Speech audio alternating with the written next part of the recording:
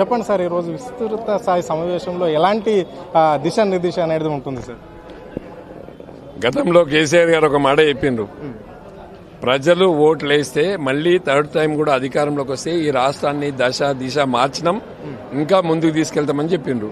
ఒకవేళ ప్రజలు ఓట్లు వేయకపోతే, ప్రజలు కనుక ఓట్లు వేయకపోతే నేను ఫామ్ హౌస్కే పరిమితమైతా, నేను రాను అని స్పష్టంగా చెప్పిండు. మరి 1.5 year నుంచి కేసీఆర్ ఫామ్ హౌస్ లో ఉండడానికి కారణం ఏంటంటే ప్రజలు మార్పు కోరుకున్నారు.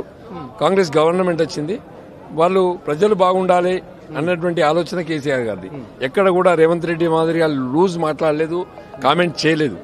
ఇవాళ ఫామ్ హౌస్ నుండి ప్రగతి భవన్, ఫామ్ హౌస్ నుండి తెలంగాణ భవన్ కు కేసీఆర్ వస్తుండు అంటే ప్రజలు కోరుకుంటున్నారు. బిల్డర్స్, వ్యాపారం చేసే వాళ్ళు కోరుకుంటున్నారు, వ్యవసాయం చేసే వాళ్ళు కోరుకుంటున్నారు, రైతు కూలీలు కోరుకుంటున్నారు, పేద ప్రజలు కోరుకుంటున్నారు, మహిళలు కోరుకుంటున్నారు.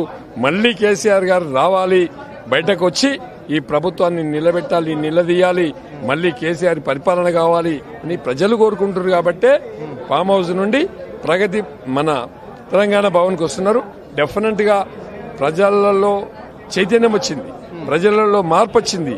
మళ్లీ కేసీఆర్ కమాన్ వెల్కమ్ అని చెప్పి ప్రజలే స్వాగతం పలుకుతున్నారు. అంటే ఇప్పుడు ఈ విస్తృత స్థాయి సమావేశంలో ప్రధానంగా ఏ అంశాలపైన చర్చ ఉండే అవకాశం ఉంది? గవర్నమెంట్ ఇచ్చినటువంటి ఫెయిల్యూర్స్ మీద మాట్లాడతాం. వాళ్ళు ఏమన్నారు? తులం బంగారం అన్నారు, 4,000 పెన్షన్ అన్నారు, 6,000 పెన్షన్ అన్నారు, రైతు భరోసా 15,000 అన్నారు, రైతు కూలికి 12,000 అన్నారు, ఆటో రిక్షా వారికి 12,000 అన్నారు. ఇట్లా ఈ రాష్ట్రాన్ని దిశ మార్స్తాం, పేదరికం లేని తెలంగాణ తెస్తాం, పెంగుటిల్లు లేని తెలంగాణ చేస్తామని చెప్పి మాట్లాడారు. ఇందిరమ్మ ఇండ్లు పెట్టి కట్టుకున్నోడిగా 5 లక్షలు ఇస్తామన్నారు. మరి ఎక్కడ బాయ్? బస్సు పెట్టితివి, మహిళల్ని తీసుకొస్తేవి, అప్పలపాలు చేస్తేవి. కరెంటు డిపార్ట్మెంట్ సత్రాలో అయిపోయింది. ఇలా కరెంటు ఇవ్వలేని పరిస్థితిలో ట్రాన్స్కో డిపార్ట్మెంట్, ట్రాన్స్కో జెన్కో ఉన్నాయి. మరి అదేవిధంగా ఆర్టీసీ దివాలా అంచులో ఉంది.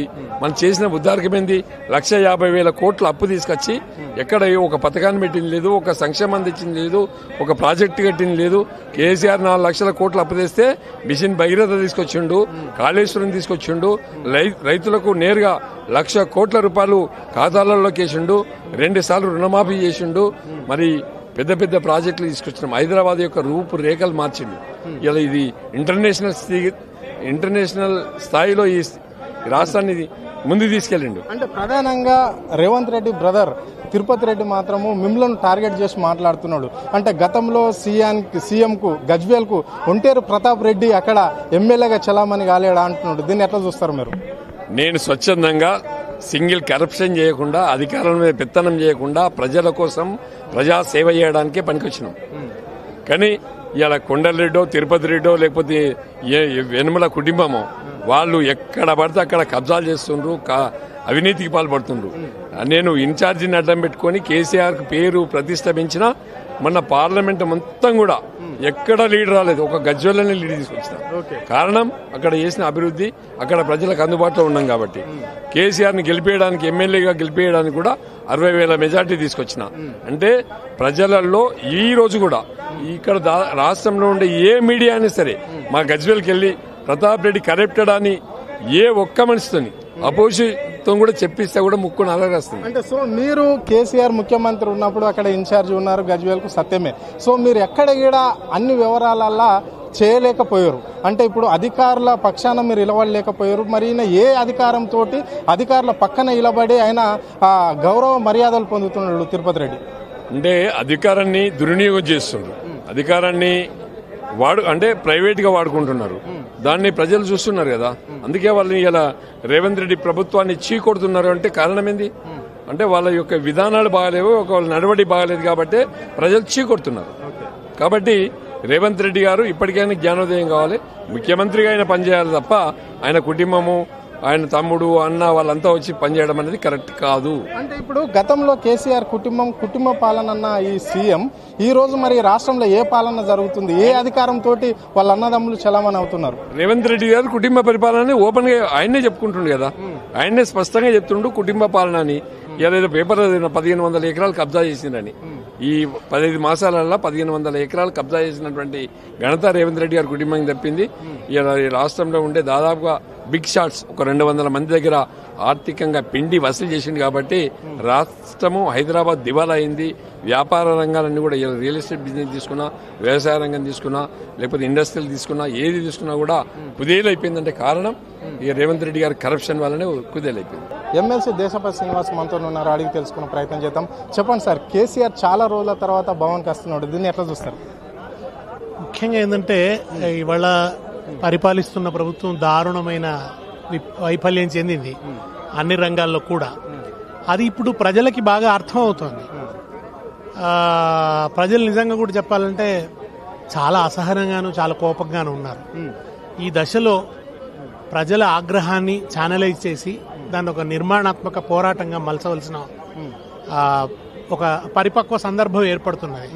కనుక ఈ దశలో కేసీఆర్ గారు ఒక చుక్కానిగా నిలవడం, ఒక వ్యూహ కల్పన చేయటం, ఈ ప్రభుత్వం యొక్క వైఫల్యాలకు వ్యతిరేకంగా ఈ ప్రభుత్వం చేస్తున్న అణచివేతకు దుర్మార్గానికి వ్యతిరేకంగా ఒక పోరాటాన్ని నిర్మించడం అనేది ఇప్పుడు ఆయన నుంచి ఆశిస్తోంది. ఈ సందర్భం అట్లాంటిది కనుక ఇది చాలా ఆప్ట్. ఈ దశలో కేసీఆర్ గారు రావడం అనేది తెలంగాణ ప్రజలకి ఒక మంచి పరిణామం. ఓకే, దిశా నిర్దేశ అనే కార్యక్రమం ఈ రోజు ఉంటుంది అని చెప్తున్నారు. ఏ విధంగా ఉండబోతుంది? కేవలము అంటే ప్రభుత్వం ఇస్తున్న 6 గ్యారంటీల మీద ప్రధానంగా ఉంటుందా, లేకుంటే వాళ్ళు ఎక్కడెక్కడ ఏ తప్పులు చేసిరు అనే అంశాలపైన ఇక్కడ చర్చ జరగడం? ప్రజా జీవితం ఏ రకమైనటువంటి ఒడిదుడుకుల్ని ఎదుర్కొంటోంది, అగ్రికల్చర్ ఎట్లా క్రైసిస్ లోకి పోతోంది, ఏ విషయంలోనూ అడ్మినిస్ట్రేషన్ మొత్తం అంతా కూడా కుప్పకూలినటువంటి పరిస్థితి కనబడుతుంది.